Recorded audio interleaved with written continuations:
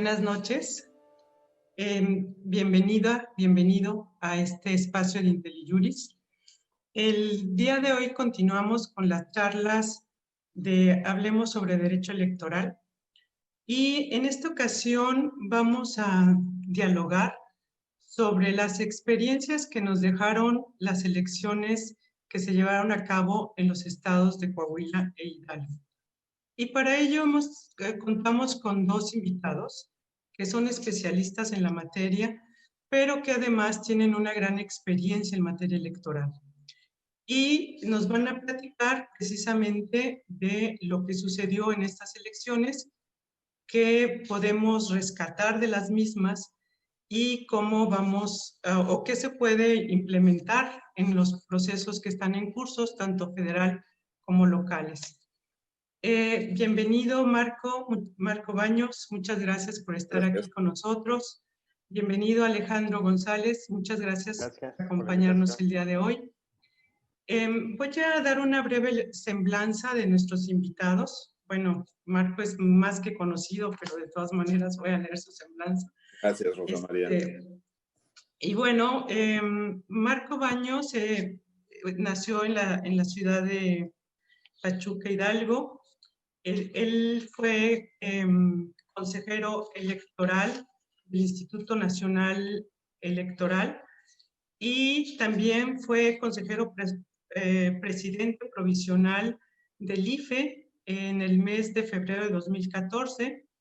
También fue miembro fundador del Instituto Federal Electoral y en este instituto se desempeñó como consejero electoral de 2008 a 2014, así como director ejecutivo del Servicio Profesional Electoral, director del secretariado, director de Estadística y Documentación Electoral y subdirector de Coordinación Regional en la Dirección Ejecutiva de Organización Electoral. Cuenta con muchísimas participaciones como observador electoral, además de en diferentes eventos. Ha hecho diversas publicaciones y conferencias.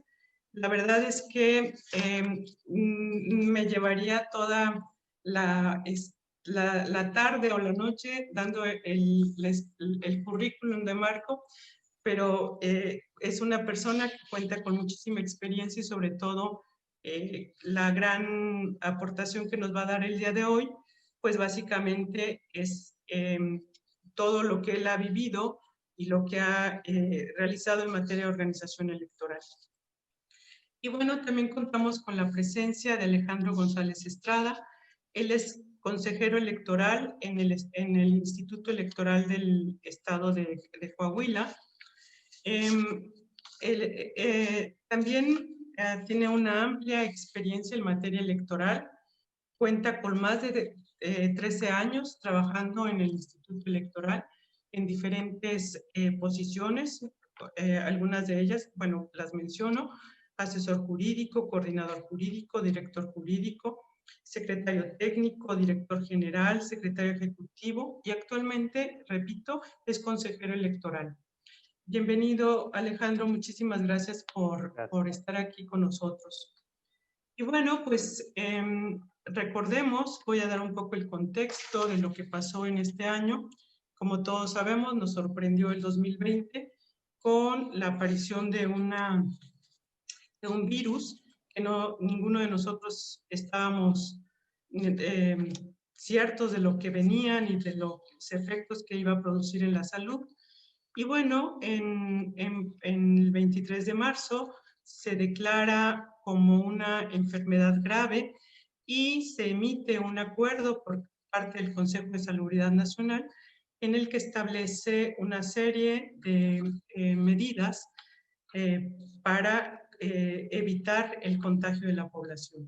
Entre ellas, pues recordemos el distanciamiento social, el tema también de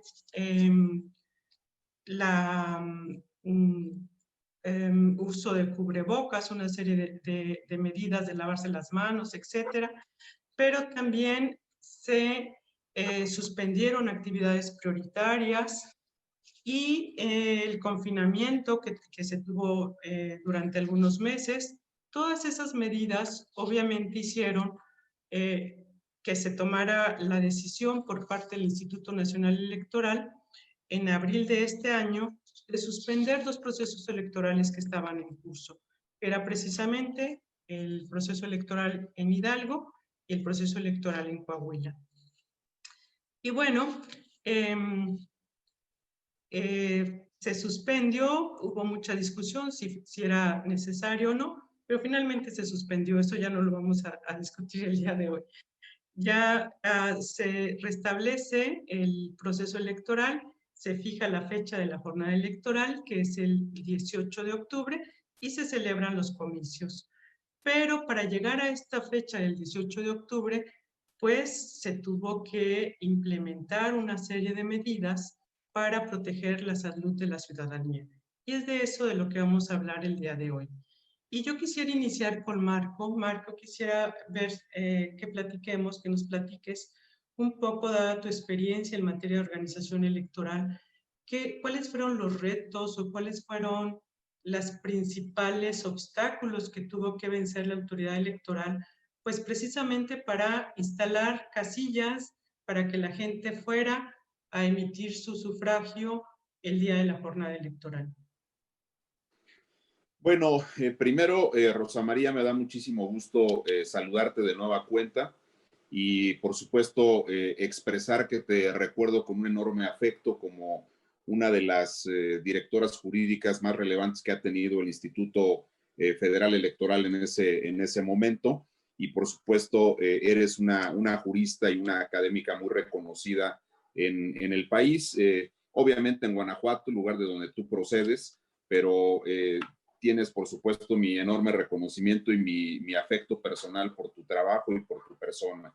Y también quiero agradecerle muchísimo a este espacio de Interjuris que ustedes han construido, la posibilidad de que estemos hoy con ustedes. Me da mucho gusto compartir el día de hoy con nuestro amigo, el consejero electoral Alejandro González Estrada, que mira, si me permites también diré solo que teniendo la oportunidad de haber conocido prácticamente a todas las consejeras y los consejeros electorales de los 32 institutos estatales electorales, Alejandro González sin duda es uno de los más sobresalientes, de los más destacados por su experiencia, conocimiento, pero sobre todo por su convicción democrática y por su compromiso con las instituciones electorales. Así que me da mucho gusto estar con Alejandro también el día de hoy.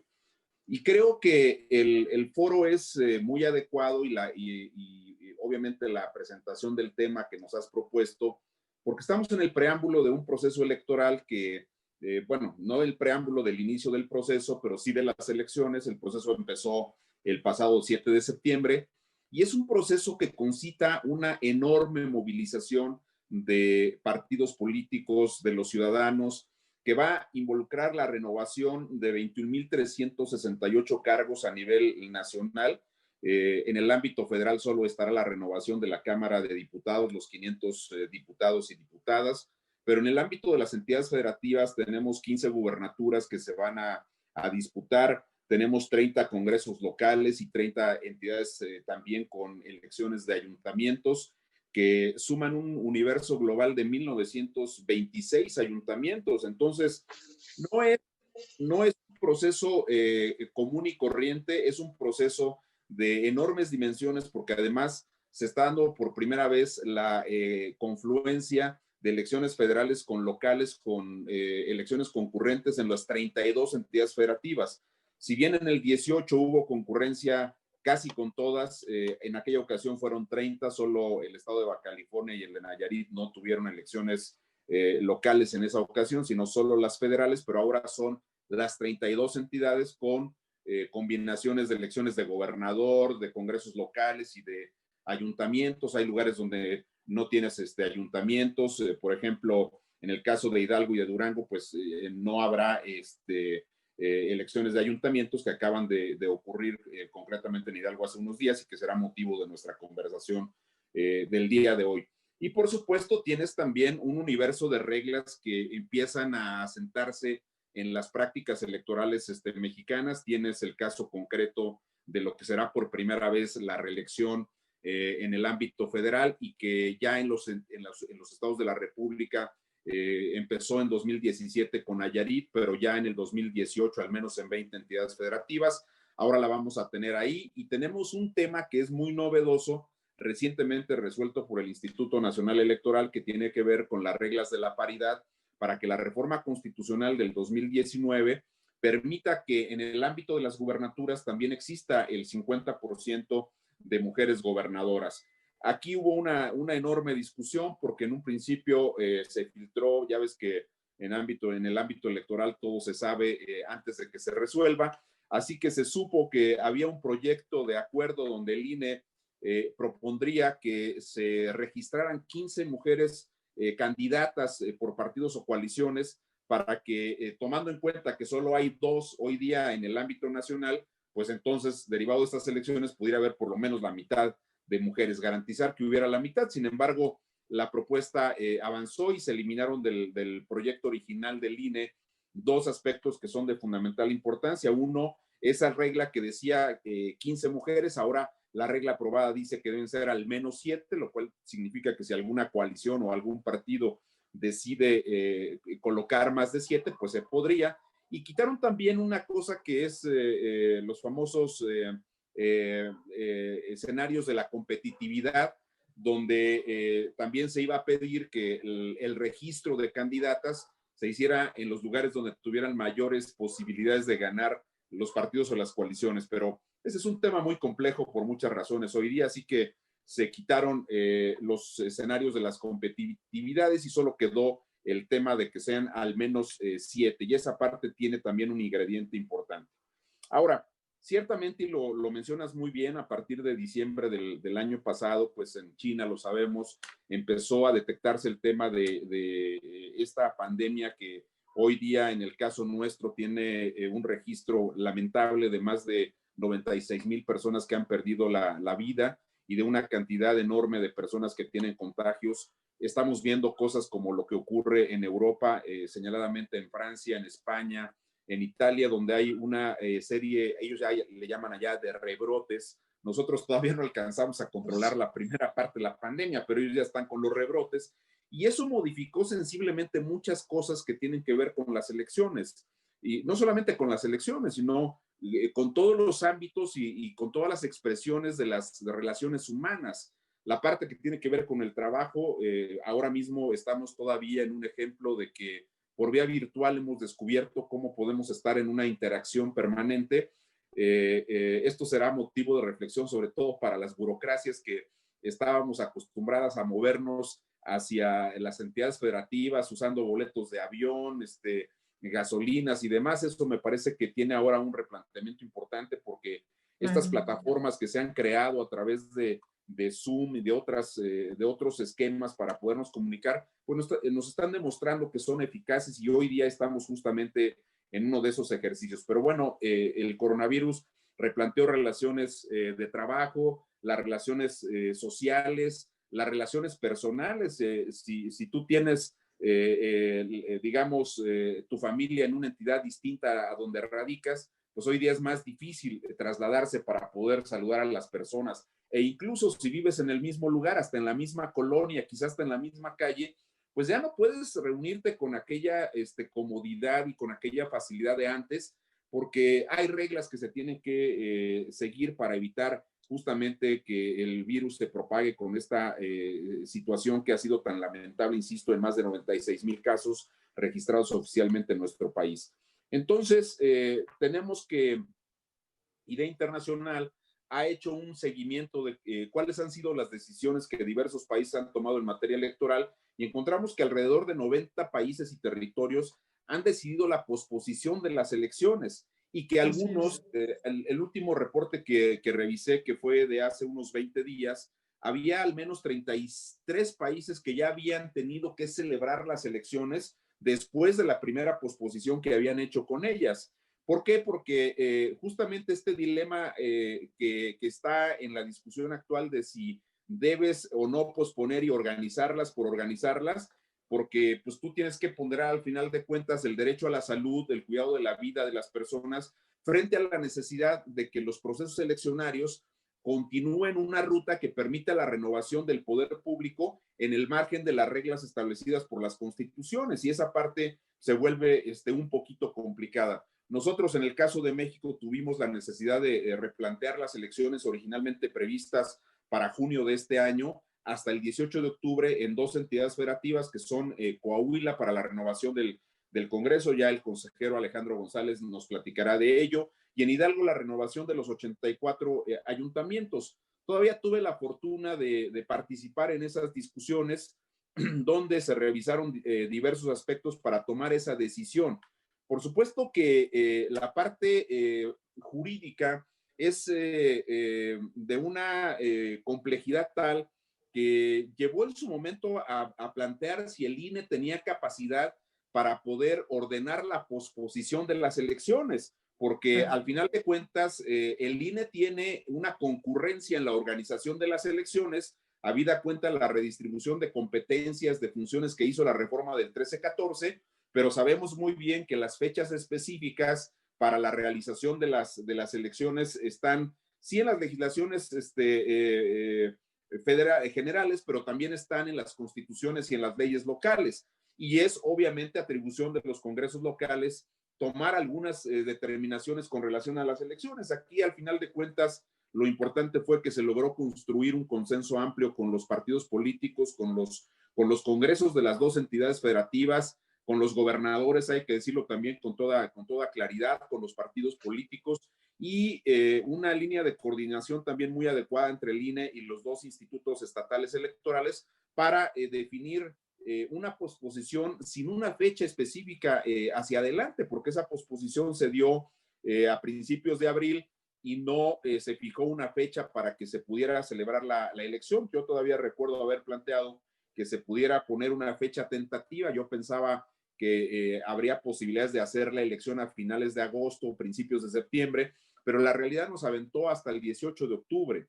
Y ya no hubo otra manera, porque en el caso concreto del estado de Hidalgo, los ayuntamientos debieron renovarse el 5 de septiembre. Esa era la fecha de ingreso de los nuevos ayuntamientos. Sin embargo, como eso no fue posible porque no se había podido celebrar la elección, pues era claro que el Congreso del Estado tenía que ejercer la función que se le establece constitucional y en la ley correspondiente para poder integrar consejos municipales. Aquí, con fecha 5 de agosto, el Congreso del Estado aprobó la integración de 84 consejos municipales para que los trabajos del servicio público y en general de las actividades que prestan los ayuntamientos, pues continuaran y no hubiese un daño hacia la ciudadanía por ese lado.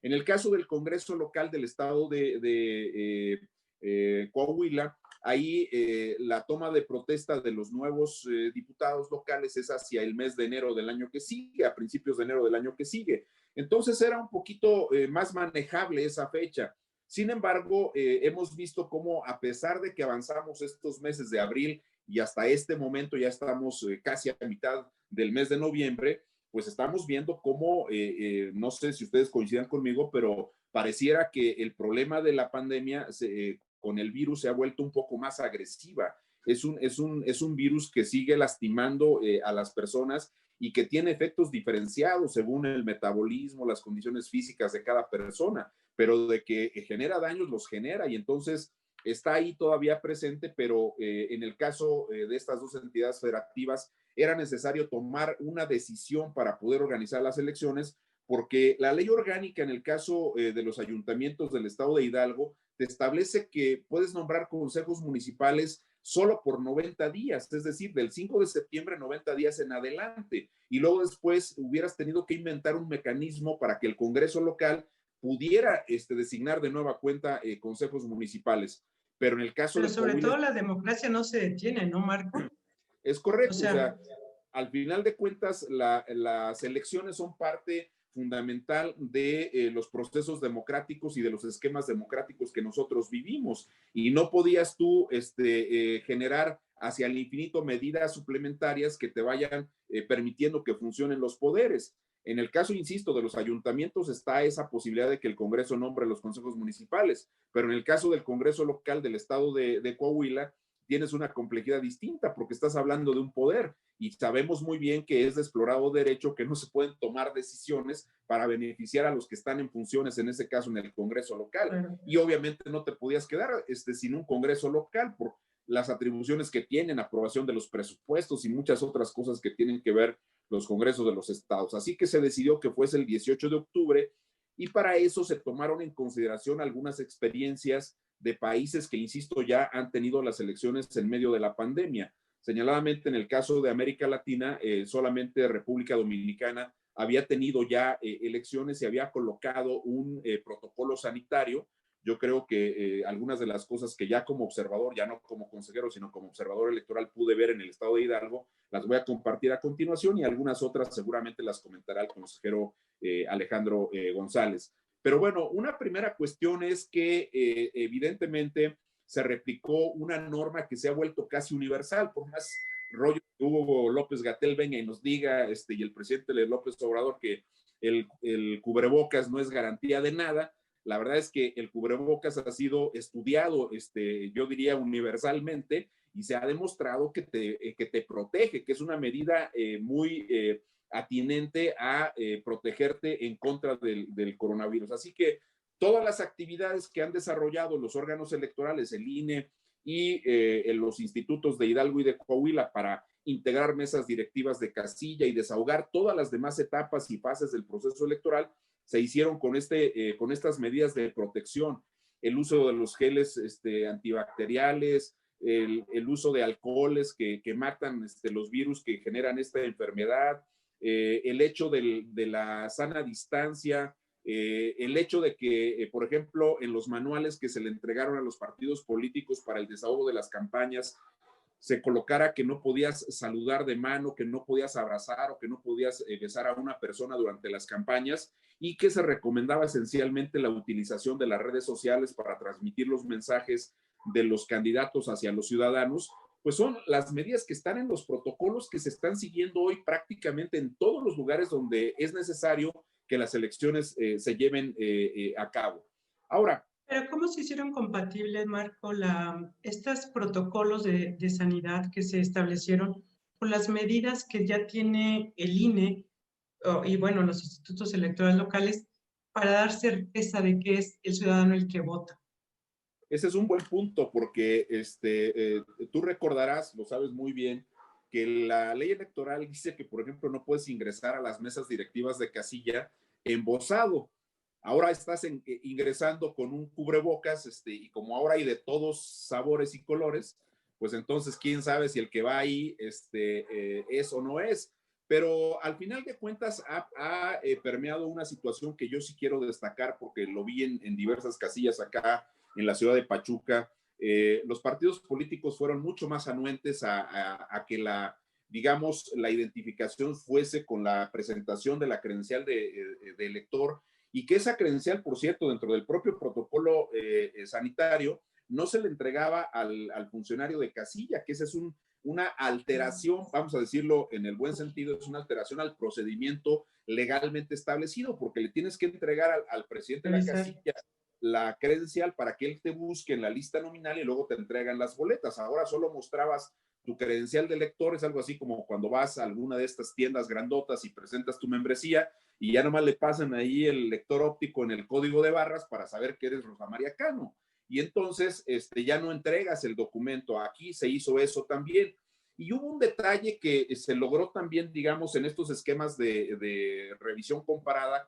Por ejemplo, en el caso concreto de República Dominicana, pues también me la jugué y fui observador allá. Y entonces no se colocaba el líquido indeleble como se hace tradicionalmente en todas las elecciones. Aquí en México tú lo sabes muy bien, te tomaban la mano y ahí te embarraban el pulgar derecho para que se quedara la marca de que ya habías votado. Allá ellos detenían el frasco y tú pasabas el dedo por encima del frasco, algo que se hizo también acá.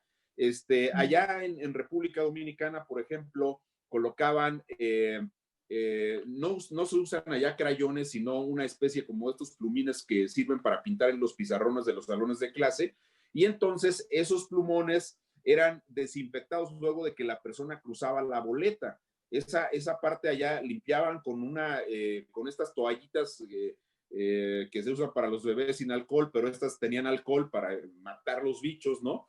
Y allá sí entregaban la cédula de identidad. La cédula de identidad en República Dominicana es un documento así de identificación, a diferencia de nosotros que no lo tenemos y que hace esas veces la credencial de elector. Entonces, allá ellos sí entregaban la cédula de identidad y entonces el funcionario, allá le llaman de colegios electorales, no son mesas directivas de casilla, esos funcionarios de los colegios limpiaban también la famosa cédula de identidad.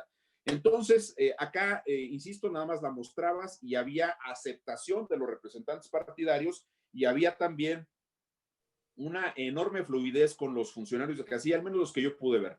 Esa parte, digamos que funcionó bien, no hubo cuestionamientos de los partidos de, es que ese no es Marco Baños, ¿no? Y fíjate que hay un detalle que también quiero referir porque estoy seguro que vamos a coincidir en esto.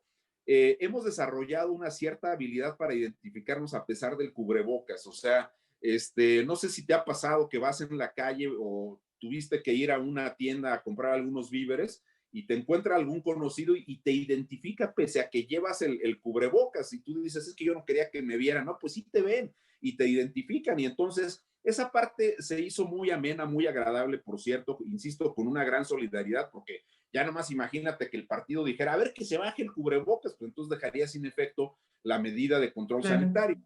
Y hay un detalle que acá en Hidalgo se observó, allá en Coahuila nos lo comentará Alejandro, pero acá el tema de la sana distancia, que se colocó, digamos, una medida para que por lo menos 1,5 metros de distancia exista entre cada persona. En República Dominicana, por ejemplo, hay 2 filas de votantes. Una primera fila que se coloca para ingresar a los colegios, a los centros de votación. Nosotros no tenemos centros de votación. Entonces, la fila se pone, digamos, en la parte externa de la mesa directiva de casilla. Si la casilla está dentro de una escuela, pues entonces sí hay una fila para ingresar primero a la escuela y luego entrar a tu mesa directiva de casilla. Allá son 2 filas. La primera para ingresar a la escuela donde está el centro de votación y luego después en la puerta del salón donde está el colegio electoral o la casilla donde te toca, una segunda fila.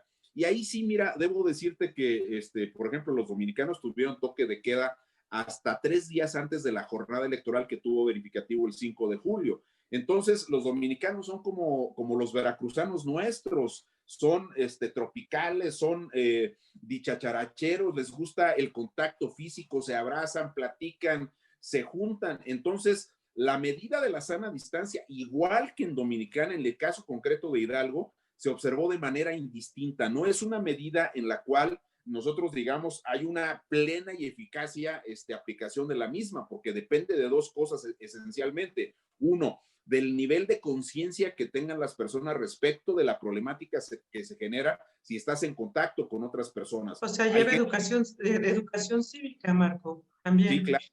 Es un tema de ciudadanía, es un tema de educación cívica, lo dices con una enorme precisión, Rosa María, pero hay personas, y lo hemos visto en las entrevistas que cotidianamente transmiten los medios de comunicación, donde le preguntas a una persona y te dicen, no, es que el virus no existe, me están engañando. No, pues sí existe, entonces, pero hay personas que creen que no, y entonces se aglomeran, se abrazan, platican sin el cubrebocas en algunos casos.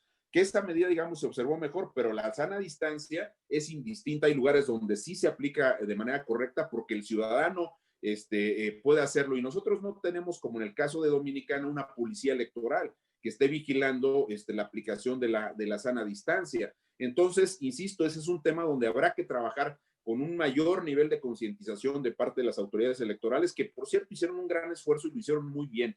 Los 2 institutos locales y el INE trabajaron de una manera muy adecuada. Ahora, el tema de la integración de casillas, que es previo a esto que estamos platicando, es un tema en el cual el INE tuvo cierta ventaja porque teniendo la facultad para integrar las casillas, cuando se declaró la suspensión o posposición de la jornada electoral, en ese momento el INE tenía prácticamente integradas las mesas directivas de casilla. Eso fue, digamos, relativamente una ventaja. Y fíjate que hubo una enorme conciencia y una enorme solidaridad de los funcionarios de casilla, al menos en el caso de Hidalgo, lo que me reportaron en una conversación amistosa que tuve con los consejeros de ahí, es que tuvieron un nivel de sustituciones ligeramente inferior a lo que es el promedio cuando es una elección normal. Entonces, eso te habla de la solidaridad y de la La gente conciencia salió.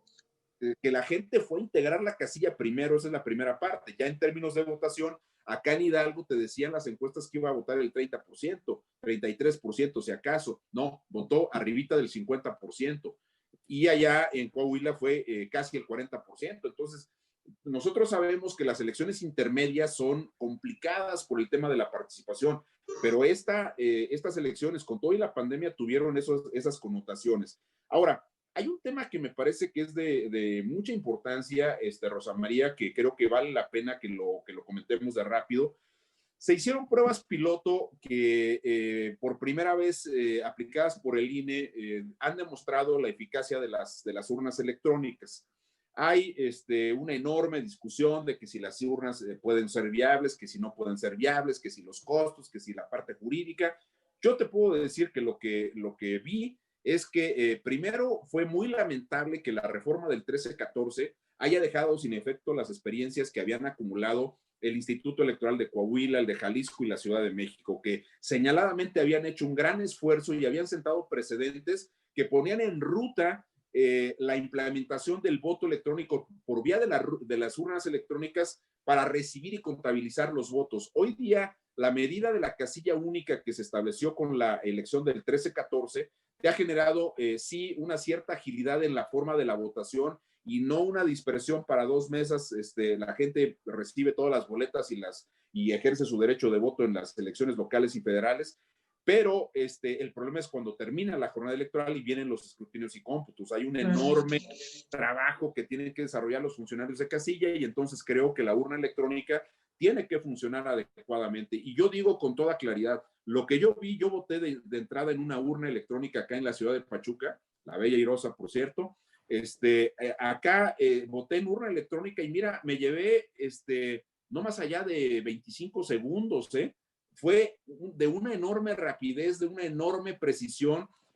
Funcionaron de una manera extraordinaria las urnas electrónicas que se colocaron acá. Fueron un universo de 40-10 en 4 municipios distintos de condiciones económicas, educativas distintas.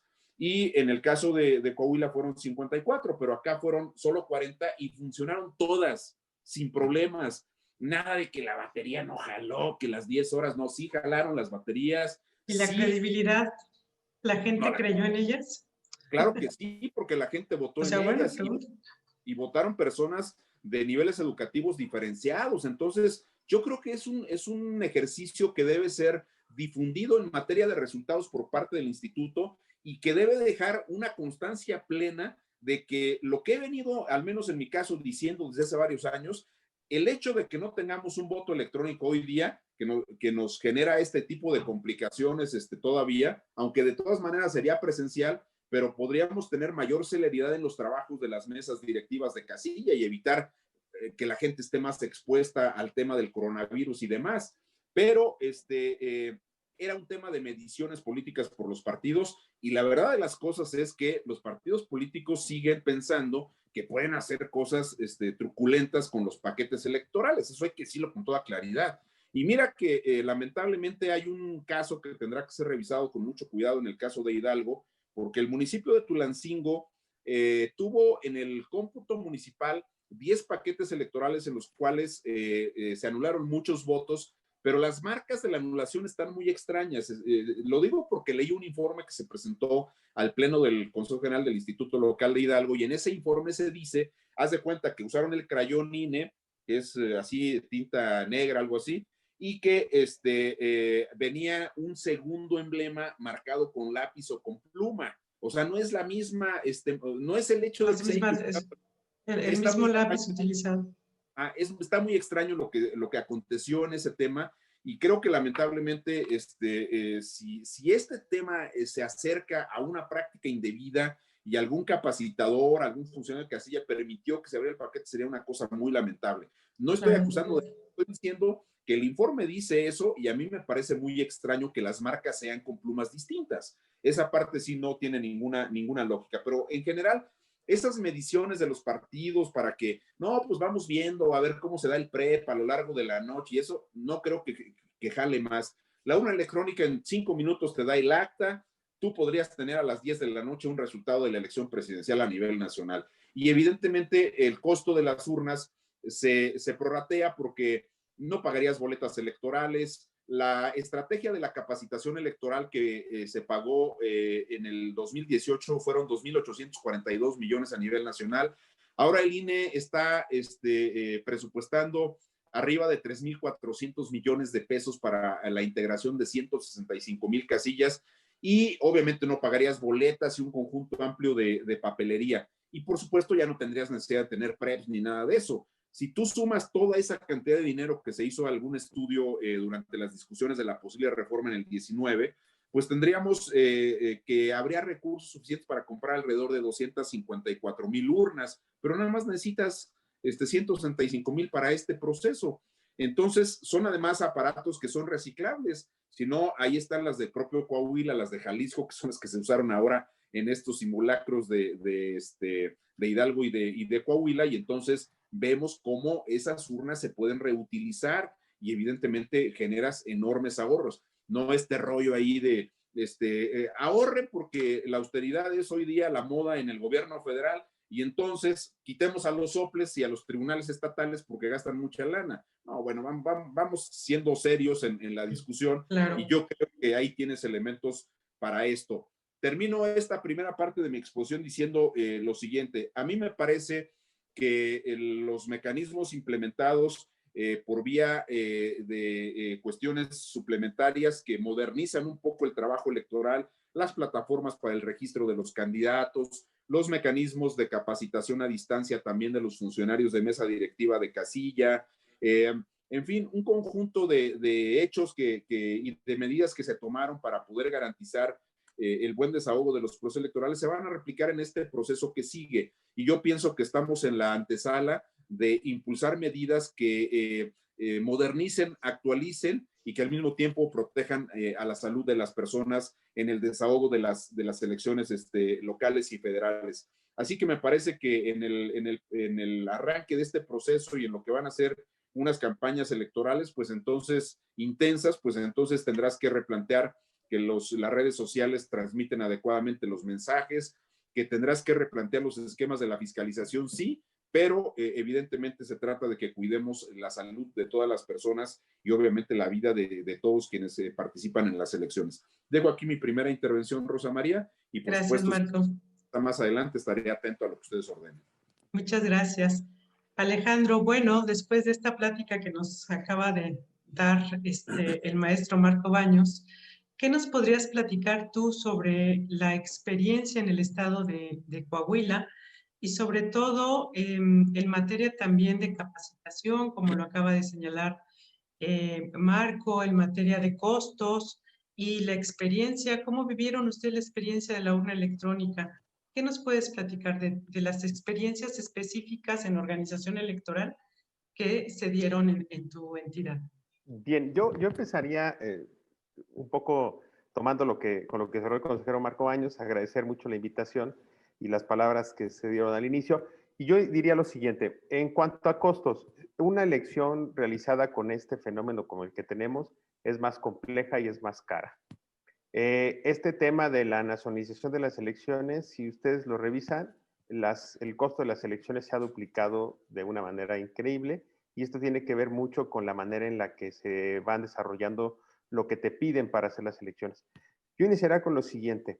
La actividad electoral, como cualquier actividad que tenemos actualmente, y esto coincido con lo que decía el maestro Baños al principio, se modificó y ahora todos los institutos electorales, todos los estados de la República, cuando realicen sus elecciones, van a tener que voltear a ver a la Secretaría de Salud de su estado para verificar cómo vamos a hacer cada una de las etapas del proceso electoral. Estoy hablando desde el registro de candidatos, las campañas, cómo se hace el conteo y sellado de las boletas, cómo se hacen los cómputos, cómo se hace la jornada electoral. Algunas de ellas dependen del Instituto Nacional Electoral directamente y algunas dependen de los soples. Todas estas actividades, lo que tendrán que hacerse son protocolos específicos. Les platico incluso un absurdo. Un candidato independiente que quería participar en la elección. En Coahuila, para ser candidato independiente, se pedían 2,100 firmas. El candidato independiente alegó que no fue posible que pudiera recolectar las firmas porque no había un protocolo para recolectar las firmas. Ahora, quiero mencionar con esto, cualquier actividad de las que mencioné, cómputo distrital, jornada electoral, conteo y sellado, campañas electorales, registro de candidatos, el único protocolo que existe en este país que en el resto del mundo es la utilización del cubrebocas, la utilización de geles y la utilización de la distancia. No hay ninguna otra cosa que podamos utilizar, a menos que lo hayan inventado. En este sentido, en el caso particular de este candidato independiente, el tribunal le permitió participar como candidato independiente, aún sin contar con las firmas, diciendo que pues no había la posibilidad de que lo hiciera de manera ordinaria. Cosas como estas son con las que se van a enfrentar en la siguiente proceso electoral o en la siguiente jornada electoral del 21 todo el país. Y esto es muy complejo.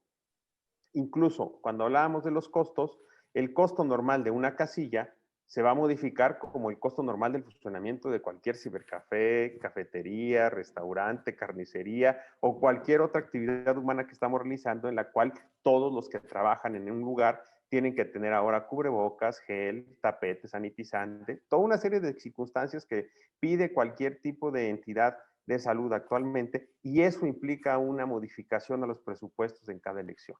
Y por supuesto que cada actividad, como cada actividad humana que se ha visto modificada, se tiene a modificar.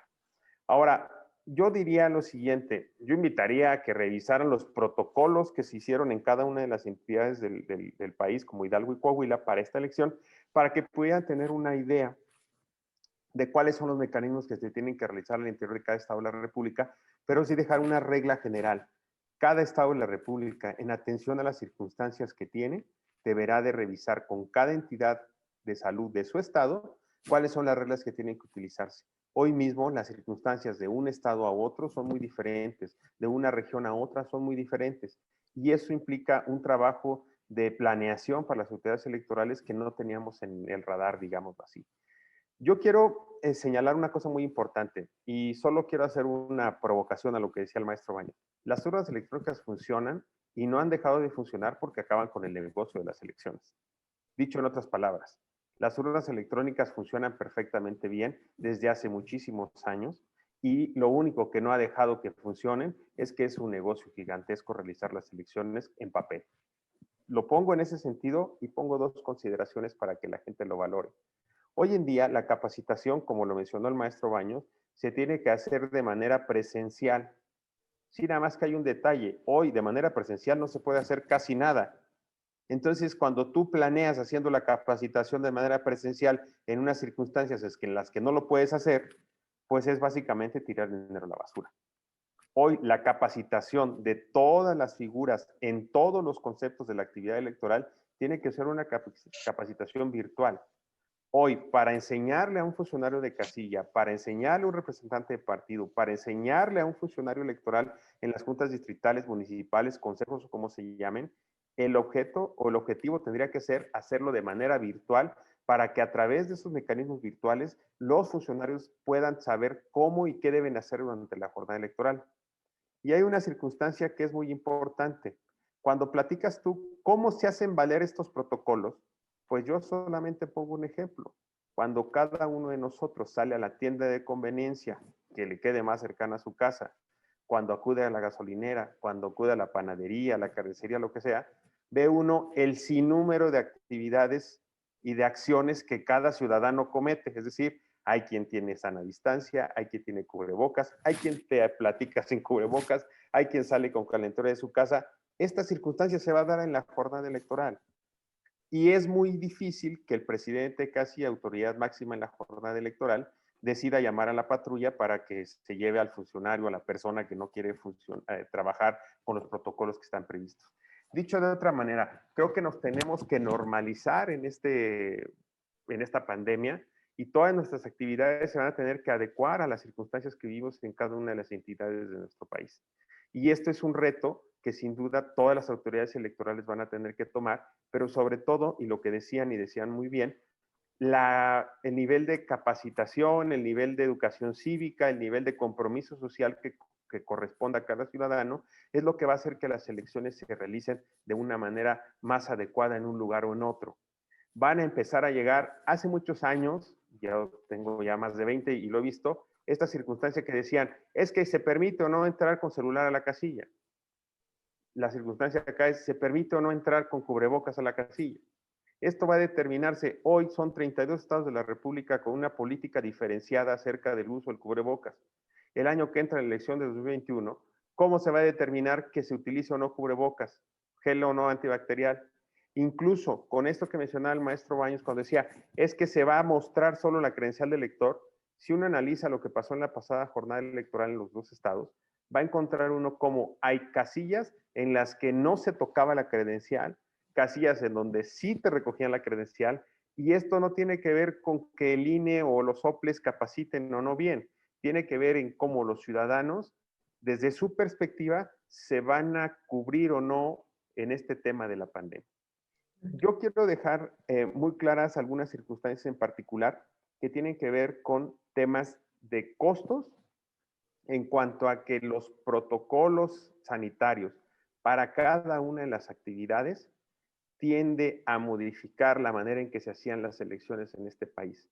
Y hay que considerar una cosa, en este país las elecciones se hacen de una manera no barroca, sino muy compleja. Pongo un ejemplo para que pudiera la gente que nos escucha verificarlo. Cada vez que nosotros sellamos una boleta, la manera en que se sellan las boletas por Reglamento Nacional de Elecciones, ese bendito Reglamento Nacional de Elecciones, se pide que sean 2 personas las que sellen esa boleta. Ahora, por la sana distancia, no es posible que estén 2 personas. ¿Qué quiero decir? Que aquellos estados de la República que tengan en el 21 más de 2 boletas por sellar, su periodo de sellado se va a triplicar, porque cada persona lo va a tener que hacer de manera individual. Eso es, por poner un solo detalle, implica que hoy en día todas las autoridades electorales en este país tendrían que estar trabajando en los espacios para poder realizar el conteo y sellado de sus boletas. Por poner solo un ejemplo en las actividades que realizamos como autoridades electorales. La jornada electoral, yo sí lo puedo decir con mucha tranquilidad, depende de los ciudadanos. Y los ciudadanos, por obra y gracia de no sé qué ente, resulta que participan y participan de una manera muy activa. Lo decía y lo rescataba el ex consejero Báñez cuando decía, oye, es que hubo una participación muy alta en Hidalgo, más del 50, en Coahuila el 40, quienes estaban metidos en las elecciones, pongo el ejemplo de Coahuila, estimaban que la participación iba a ser entre un 25 y un 30, fue de un 40.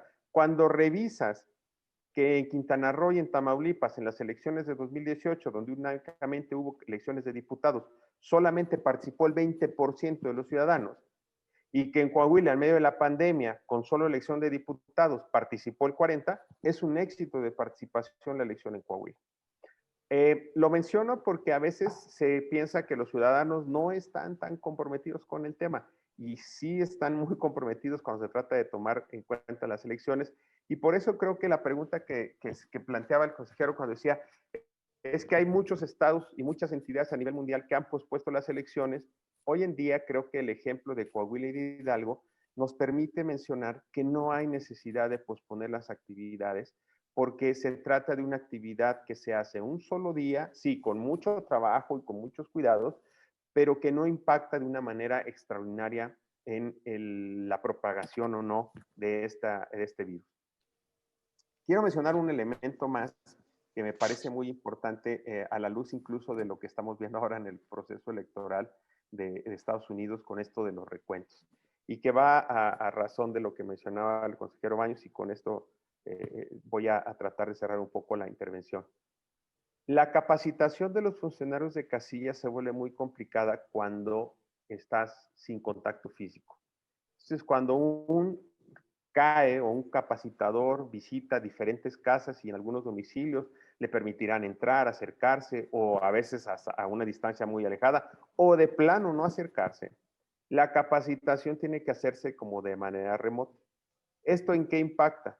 impacta directamente en la manera en la que se hace el llenado de las actas durante la jornada electoral y que después te llevan a un recuento o en el cómputo ya sea distrital o municipal se corresponda. Si revisamos las cifras tanto de Hidalgo como de Coahuila, el número de recuentos es muy alto. Es decir, el número de paquetes y de actas que se tienen que revisar es muy complejo. ¿Cuál es el problema al que nos enfrentamos en 2021? Yo creo que es un reto mayúsculo. Estamos hablando de ese invento que se llama casilla única, que a alguien se le ocurrió pensar que eso iba a agilizar la jornada electoral. Pues no solo no la agiliza, creo que la problematiza mucho. Y al cierre de la jornada electoral, aquellas casillas únicas en aquellos estados de la República con más de 3 boletas, es un problema levantar cada una de las actas en esas 3 boletas. ¿Qué quiero decir con esto? Que puede parecer un poco aventurado decirlo, pero así como hoy estamos platicando que cómo puede ser posible que Pensilvania esté recontando boletas, pues no nos vayamos a topar nosotros con el caso que en el 21 estemos en algunos municipios o distritos terminando de contar los votos de una manera muy posterior a la jornada electoral, debido a que el mayor número de paquetes que se contaron en las casillas no se pudo contar adecuadamente por la manera en la que se llenó el día de la jornada electoral.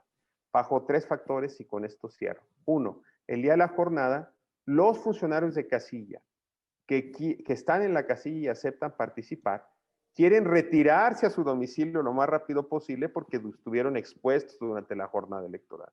El llenado de actas se hace complejo. El CAE, que tiene que recoger o apoyar 4 o 5 casillas, 3, 4 casillas en promedio, traslada los paquetes a los comités distritales o municipales o cabeceras o consejos. Ojo con un detalle. Si el conteo y sellado se tiene que modificar y te tienen que establecer distancias más amplias, yo les pregunto cómo vamos a hacer el recuento en las sedes distritales. Estos recuentos implican que se tengan que hacer más espaciados porque necesitas mayor tiempo y distancia entre las personas, porque no puede participar el mismo número de personas para hacerlo de la manera más ágil. Esto puede de verdad ser un problema para los recuentos en distintos estados de la República en donde tengas elecciones de distintos, digamos, distintas boletas, porque se van haciendo consecutivamente una vez que se vayan terminando y esto puede ser un pequeño problema. Dicho en otras palabras, creo que invertir en la capacitación virtual que los funcionarios de casilla puedan tener es algo que se tiene que empezar a analizar de cara al 21. Hoy, por cada una de las casillas se les tienen que entregar cerca de 60 documentos a cada funcionario de casilla. La manipulación de esos 60 documentos por diferentes manos durante la jornada electoral, previo a la jornada electoral, el traslado de todos esos materiales hace que sea muy complejo temas como la sana distancia. Y esta situación en particular me parece que es el reto más grande que tenemos las autoridades electorales de cara a la elección de 2021, porque esta sana distancia es algo que todo mundo hoy en día, como decía el consejero Baños y decía bien, más allá del cubrebocas, hoy creo que todos vamos a la tienda y tomamos un poco más de espacio para pagar o para no acercarnos a alguien que no conocemos. Yo les pregunto, el día de la jornada electoral, cuando estamos contando, ¿qué distancia puede tomar un funcionario de casilla? Y un elemento muy, muy importante, la sanitización tanto de las casillas como los materiales que se le entregan al ciudadano para hacerse sentir un poco más seguro en la casilla, es un elemento muy importante, pero sin duda es un elemento que es desgraciadamente muy costoso para las elecciones. Y esto, en el número en el que se va a llevar a cabo la elección el año que entra, me parece que es uno de los retos más importantes. Ojalá, y como decía el consejero Baños, y este es un tema que tenía que tratar ahí, pero tal vez más adelante y no me dé tiempo, pero lo quiero mencionar. Uno de los retos más importantes o los inicios más importantes de las urnas electrónicas es justo este. Simplifican capacitación, simplifican cómputo, simplifican manera de votar. Solamente pondría en la mesa un elemento. Ese, como muchos elementos de la organización electoral, es muy importante que la urna electrónica que se vaya a utilizar dependa 100% de la autoridad electoral. Que no haya, bajo ninguna circunstancia, la participación de ninguna empresa externa que permita o pueda meter un elemento de suspicacia en la manera en que se llevará a cabo la elección. Para concluir, pongo los puntos muy sencillos. En cuanto a los costos, se requiere planear con mucho tiempo cuáles son los costos, porque los insumos por protocolo de cada una de las actividades cambia. La manera en que se hace la capacitación tiene que modificarse para hacerse con un apoyo de materiales visuales y virtuales distintos. Tenemos que apelar a la ciudadanía en el sentido de cuál es la sana distancia y las medidas que se pueden o no tomar. Y como autoridades electorales tenemos que estar muy conscientes de que el cómputo del día de la jornada y el cómputo que vamos a realizar en sedes distritales o municipales implica un trabajo muy complicado, es algo muy importante. Y por último, y cierro con esto porque es una, pues digamos, de la experiencia desde lo local que podemos aplicar, es una cosa muy sencilla. Va a haber personas que puedan enfermarse de COVID porque los funcionarios electorales, al igual que los seres humanos que vivimos en este planeta hoy en día, pues estamos inmersos en este tema. ¿Cuál es uno de los elementos? Pues tenemos que tratar de tener todos los mecanismos y todas las posibilidades de cuidarnos, pero sin embargo puede darse el caso, y lo voy a decir así porque creo que es una regla en materia electoral, pues la elección tiene que continuar. Y esta es una parte en la que me parece que la discusión acerca de si es preferible que se suspenda la elección a que haya derecho a la salud, lo diré de esta manera.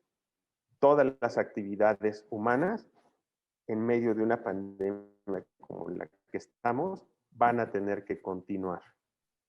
Argumentar que la actividad electoral se debe suspender en aras de proteger a la salud, me parece, con todo respeto, que es un maniqueísmo que se está utilizando de manera indebida para posponer las elecciones en aquellos lugares en donde ya no tiene razón de ser la posposición de las elecciones, aún en medio de la pandemia. Hasta aquí dejaré mi comentario y estaría abierto a cualquier consideración. Muchísimas gracias, Alejandro. Pues en efecto, tenemos que aprender a convivir con este virus que parece que no se va a ir durante mucho tiempo y sobre todo normalizar todas nuestras actividades y principalmente, pues de eso se trata esta reflexión. ¿Qué se puede hacer para que las elecciones continúen, para que no se suspendan, para que se proteja la salud de la ciudadanía y sobre todo para que haya una sinergia entre las autoridades electorales, entre los ciudadanos que van a integrar las mesas de casilla y sobre todo con la población, la conciencia de la población al momento de ir a emitir su voto. Me queda muy poquito tiempo yo creo que podríamos tener, hay varias preguntas. Me gustaría hacer alguna pregunta que está por aquí en el chat. Nos señalan, si un candidato en la campaña electoral no cumple con las medidas sanitarias, pudiera ser sancionado a través de un procedimiento especial sancionador por una posible vulneración al derecho humano de la salud. ¿Ustedes qué opinan? Bueno, en mi caso no he visto algún lineamiento que haya emitido la autoridad electoral con relación a este tema, pero no es un mal punto, la verdad, porque la realidad de las cosas es que incluso hay candidatos que lamentablemente han fallecido. Acá en el caso de Hidalgo, por ejemplo, el ex senador de la República por el Partido de la Revolución Democrática, Isidro Pedraza, era candidato a la alcaldía de Pachuca Hidalgo y lamentablemente ingresó por coronavirus al hospital el día 4 de octubre, todavía no terminaban las campañas y lamentablemente hace 2 días falleció, un poco el COVID y otras complicaciones de salud que tenía y bueno, y así hay varios casos de personas que se han enfermado y algunos han fallecido, pero entonces el protocolo sanitario para los candidatos, dado que ellos son los que mueven la participación de mucha gente, debería de ser obligatorio, en mi opinión. Yo Sí, aquí, es un buen punto. ¿Tú yo qué opinas, señalé Alejandro? bien rápido, no se puede sancionar por un PES por una razón bien sencilla. Si un candidato sin COVID organizara un evento masivo y rompiera las reglas de protección civil, ¿quién es la autoridad que lo sanciona? Pues el ayuntamiento, el municipio, protección civil. Esto es bien delicado lo que estoy diciendo porque justo los protocolos de salud, quienes los van a terminar aplicando son las autoridades de salud. Hoy en día, la utilización o no de un cubrebocas, la sana distancia, está sancionado por las autoridades de salud. Y debo Pero decir sí que hay en este país, protocolos, ¿no, Alejandro? Sí, sí se claro, establecieron sí, protocolos se por emiten parte de los la autoridad protocolos, electoral. sí, pero los protocolos por la parte de la autoridad electoral no son otra cosa más que recomendaciones, porque en la aplicación de los protocolos de salud se salen fuera de la esfera de la competencia de la autoridad electoral. Son cuestiones administrativas. No caigamos en este tema de que cada vez que hay elecciones, la autoridad máxima para imponer cualquier sanción en cualquier materia, en cualquier tema para los candidatos y los partidos, es la autoridad electoral, porque eso no es necesariamente cierto. Y ese es un tema bien delicado que se va a presentar. Y ya se presentó acá. Acá tenemos desahogándose 2 P's en ese sentido, de alguien que dijo, Coahuila emitió el protocolo y dijo, las campañas no pueden ser con reuniones de más de 50 personas. Y hubo alguien que realizó una sanción, un evento de 100 personas. Hay un protocolo que violentó y entonces se inicia una sanción. En el momento como tal en la campaña, pues la autoridad electoral no puede realizar más actividades que las que la ley le permite. Y se sanciona, se emite una recomendación, una medida precautoria.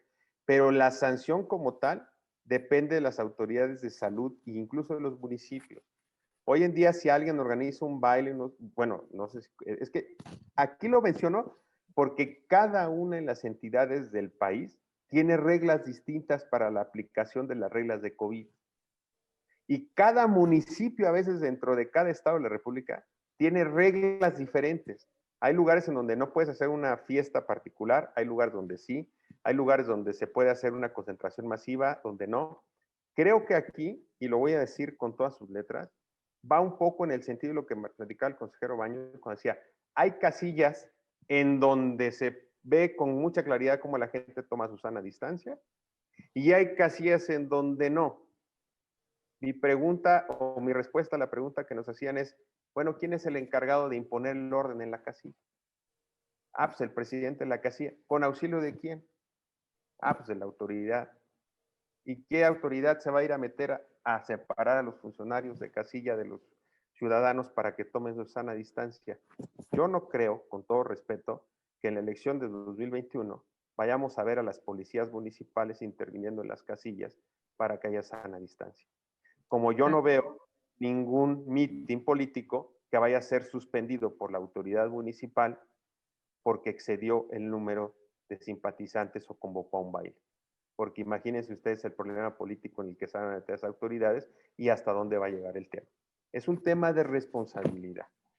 Claro, lo acabas de decir muy bien, la responsabilidad de todos para que esto camine y tengamos elecciones auténticas, libres y sobre todo sanas, ¿no?